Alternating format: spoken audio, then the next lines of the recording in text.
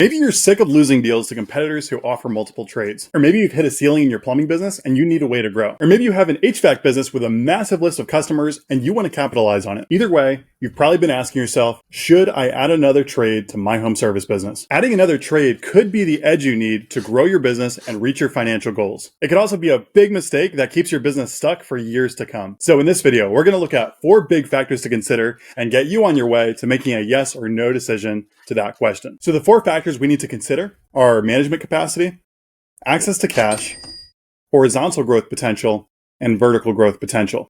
Let's start with management capacity. To successfully start a new division, you need to have the bandwidth to manage and grow it. You need management depth. So your current division, whether it's HVAC, plumbing, or electrical, should be pretty much running itself already. And here's why. So let's say that this circle represents your time. Your time is split between recruiting, retention, training, payroll, sales, marketing, and that's just for one trade. So when you add a new trade, now you have to double the amount of things to focus on and split up your time even more. Plus, context switching takes up energy too. So the more different types of things you have to focus on, the less you can actually get done. On the other hand, if your core trade already has a solid management team in place, then you could spend almost all of your time developing the new trade and pulling all the different pieces together. And that management time is super important because you just cannot expect that new trade to be profitable all on its own. Customers aren't going to choose to buy from you specifically just because you offer that service. You need to still compete in that service. And competing in a trade means you need to put consistent time and effort into developing it so you can make it valuable for the homeowner. Plus, the new trade is probably going to take a lot more work than you think because every trade has its own nuances. HVAC, for instance, is a lot more seasonal. You need space for inventory, and it's more of a sales game. Plumbing is much more service-based.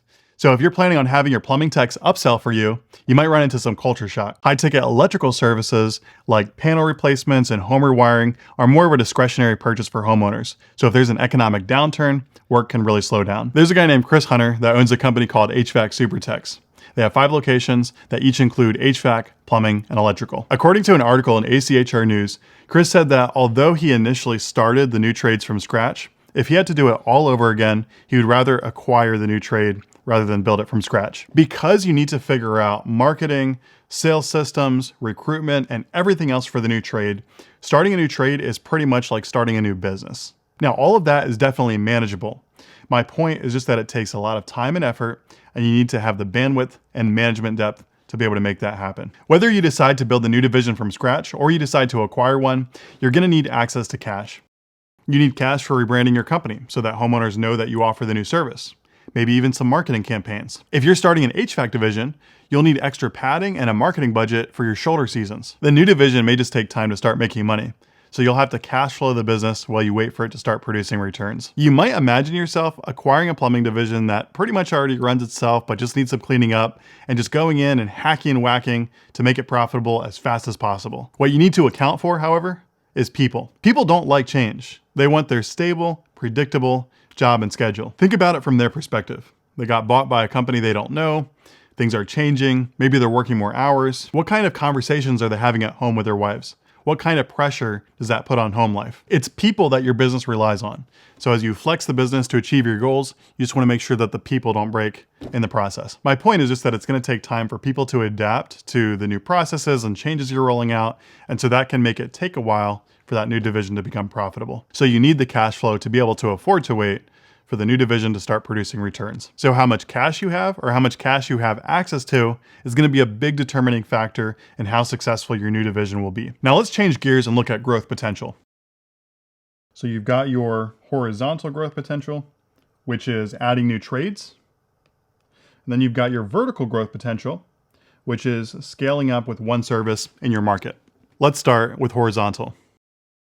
So let's say you already have an email list of thousands of HVAC customers and a growing list of maintenance subscriptions. In that case, you have an audience that you can start promoting your plumbing services to for free. Now, don't expect the phone to just start ringing off the hook, but it could give you a significant boost in the short term. In the long term, what adding another division really does is increase your average customer lifetime value. So Mrs. Jones, for instance, might give you a call initially to fix a plumbing leak, and then 1 to 2 years down the road, call you to replace her HVAC system. So that means on average, you get a higher return for every customer that you acquire. That being said, this takes time. You can't assume that you'll just automatically start getting work for that service just because you offer it. To really increase your average ticket, you're gonna have to train your technicians on how to cross-sell between the services. And then as you grow to become a trusted authority on the new trade, it'll become more and more common for customers to ask about it on their own. If right now you're doing HVAC, another advantage of adding a plumbing division is that plumbing work is a lot less seasonal, so it can help with that up and down that usually occurs throughout the year. And now we come to vertical growth potential. Again, vertical growth potential is how far you can scale with one service in your market. It depends on the population of your local service area and the level of competition. Let's say you currently run a home service business with HVAC only, and your only goal is to scale revenue. If you put a process in place to have each one of your techs start asking customers directly for referrals, how many more referrals do you think you would get? With the CSR coaching program, how much do you think you could increase your schedule rate for your incoming leads to your in-home appointments? If you paid for a professional rebrand and truck wraps, how much more do you think you could increase your average ticket? If you upped the spend on all of your lead sources, how many additional leads do you think you could get? And how many additional sales would you get as a result? And if you already have an email list of thousands of HVAC customers like we talked about before, how many additional sales could you get if you started consistently and deliberately connecting with them over email? Those are all questions for you to answer yourself. But if you really break down the math, you might be surprised at how much you can grow vertically and how much easier those things are to implement than it would be to grow horizontally. There's a company called Redwood Services, and they invest heavily in the HVAC space. They have about 15 business partners, and all of them do HVAC, plumbing, and electrical. In an ACHR news article, Sean Hardick, who's the CEO of Redwood Services, recommends that businesses get to about 10 million in revenue before they add another trade.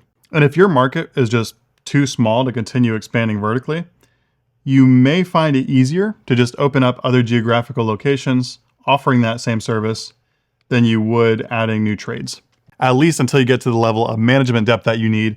And then you could start adding those trades and copying that across your locations. If you found this video helpful and you want to do your own research, I'm going to include a link to all the different resources I mentioned in this video description. Thanks for watching, and I sincerely hope this video helps you. We'll see you next time.